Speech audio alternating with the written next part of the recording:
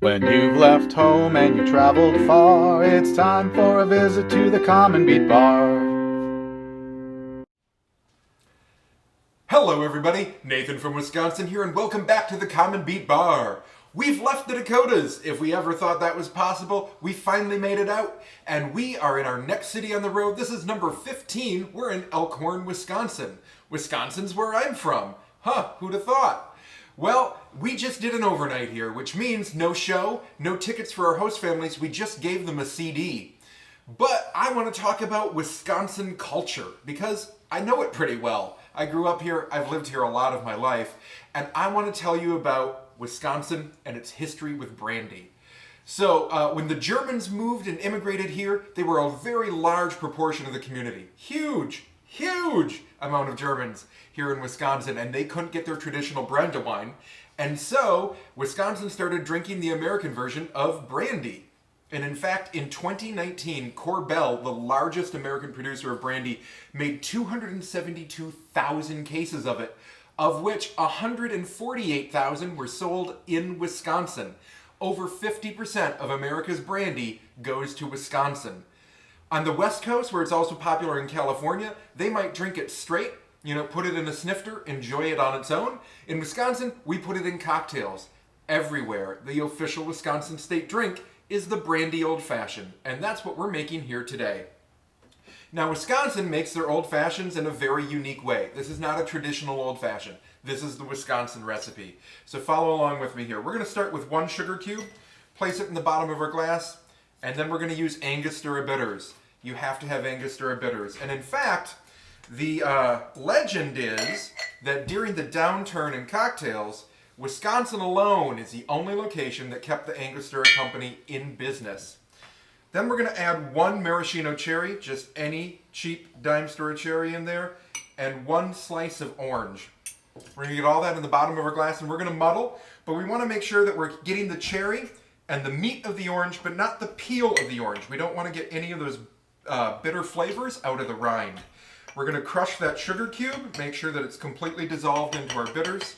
There we go. We're set there. Now what we're going to do is we're going to take some ice and put that into our cocktail glass. Right there. And then we've got brandy, a big old bottle of it here. This is one of the variations of brandy. It's VS, that stands for very smooth. There's VS, there's V, there's VSOP, but we don't need anything special because today we're just going to go in our cocktail. And we need 2 ounces, but this is Wisconsin, so we're not even going to measure. We're just going to pour. Looks good to me. All right, so this is a cocktail that is not shaken because it's liquor only, so we're just going to stir 20 times around.